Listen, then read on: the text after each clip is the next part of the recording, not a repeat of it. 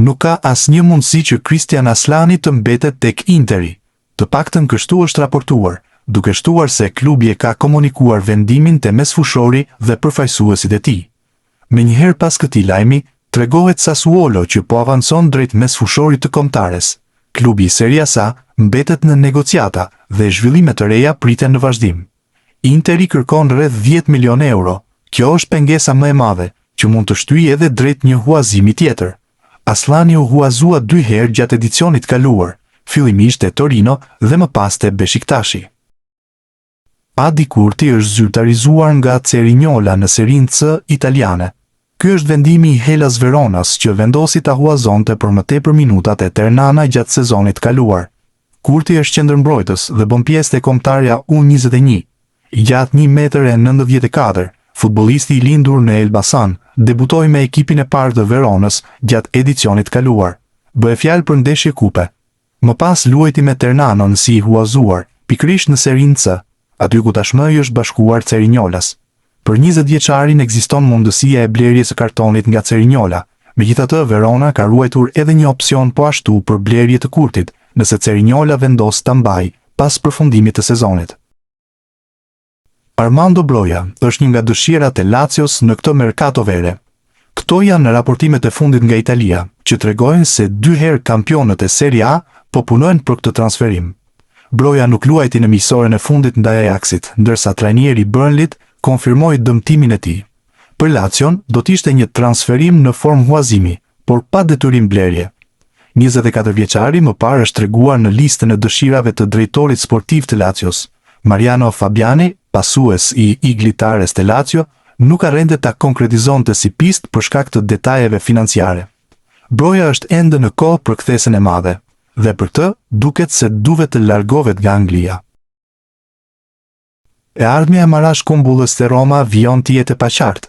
Mbrojtësi shqiptar nuk mban pjesë në planet e trajnerit Gianpiero Gasperini për sezonin e ri, dhe klubi italian po shqyrton mundësinë e largimit të tij gjatë merkatës së verës.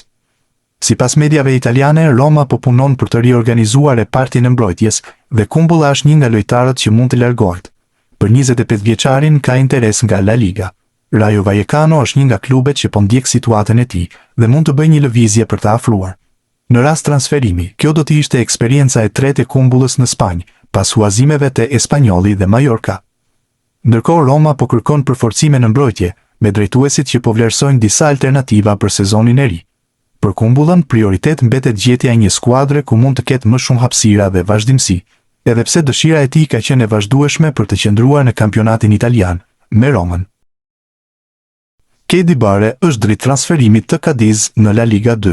Me këtë rast po merret pikërisht ish presidenti i klubit, Manuel Vizcaino, i cili po negocion me përfaqësuesit e Barës. Mesfushori i harruar nga kombëtarja ka mbetur si okazion në merkaton e verës. Bare është i lirë, ndërsa shkak për ndërprerjen e kontratës u bë rënja nga kategoria e Real Zaragozës dhe dëmtimet. 28 vjeçari i lindur në Fier duke se do të mbetet në Spanjë, aty ku ndodhet që prej dhjetorit të vitit 2013, kur Atletico Madrid e mori në akademi. Armando Broja nuk ishte i përjashtuar dje nga skuadra, ndërsa Burnley luajti miqësoren me Ajaxin. Kjo ishte pikpyetja e madhe, pasi sulmuesi i kombëtares nuk u pa në listë dhe më parë nuk ishte raportuar për dëmtim. Në fakt, rezulton të jetë sërish dëmtimi që e mban jashtë fushës së blertë. Trajneri i ri i Burnleyt ka sqaruar situatën pas humbjes 2-1 në Holand, ndërsa duket e pabesueshme se sa po penalizohet Broja nga dëmtimet. Niki Hajen shtoi se Broja do të qëndrojë jashtë për disa javë. Broja ka një dëmtim të lehtë, ndaj do të mungojë për disa javë, u shpreh shkurtimisht tekniku belg. Emri i 24 vjeçarit ndërkohë qarkullon në Serie A. Kujtojmë se te Burnley e lidh një kontratë e vlefshme deri në vitin 2030, dhe nëse largohet me shumë gjasa do të jetë si huazim. Ernest Muçi është ylli që po tërheq vëmendjen gjatë fazës përgatitore të Trabzonsporit. Taka Gazete, që është pranë klubit turk, i kushton një artikull pikërisht Muçit. Ritmi i lartë dhe performanca në Austri ku po zhvillohet faza përgatitore kanë bërë që të tërheq vëmendjen e trajnerit Fatih Teke, dhe pse do të ketë rivalitet në fazën ofensive, numri 10 nuk do të diskutojë vendin e tij nëse qëndron. Për Muçin kanë qarkulluar disa skuadra deri tani. Bëhet fjalë për kampionatet kryesore të Europës si Itali, Gjermani dhe Angli. Sot ndërkohë u luajt miqësoria me Frankfurtin, që u fitua me rezultatin 0-3 nga klubi gjerman. Muçi ishte pjesë e lojtarëve që u aktivizuan sapo filloi pjesa e dytë. Peripecitë e Armando Brojas tek Burnley nuk kanë fund. Sulmuesi i kombëtares shqiptare ndonse mori zemër në 2 miqësoret e fundit përballë skuadrave amerikane ku ju dha hapësirë, këtë radhë është zhdukur sërish. Bëhet fjalë për testin e radhës miqësor që Burnley zhvilloi përballë Ajax, sfidë kjo e humbur me rezultatin 2-1. Në këtë përballje Broja nuk rezultoi as i pranishëm në stol, duke dhënë idenë se trajneri i ri i skuadrës, Nicky Hayden, ka dyshime për Shkodranin.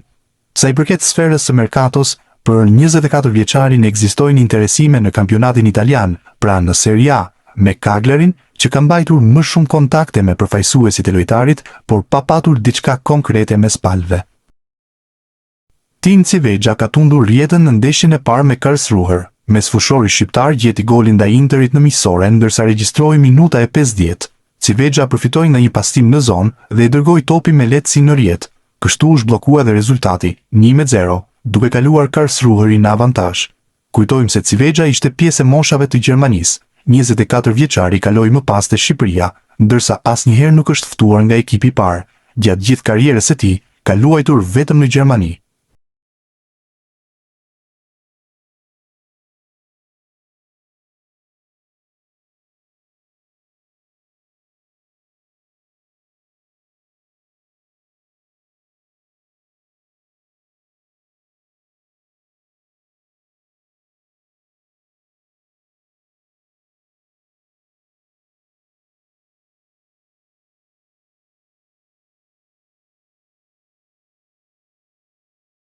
Mirlind Daku e ka nisur me gol sezonin e ri te Rubin Kazan.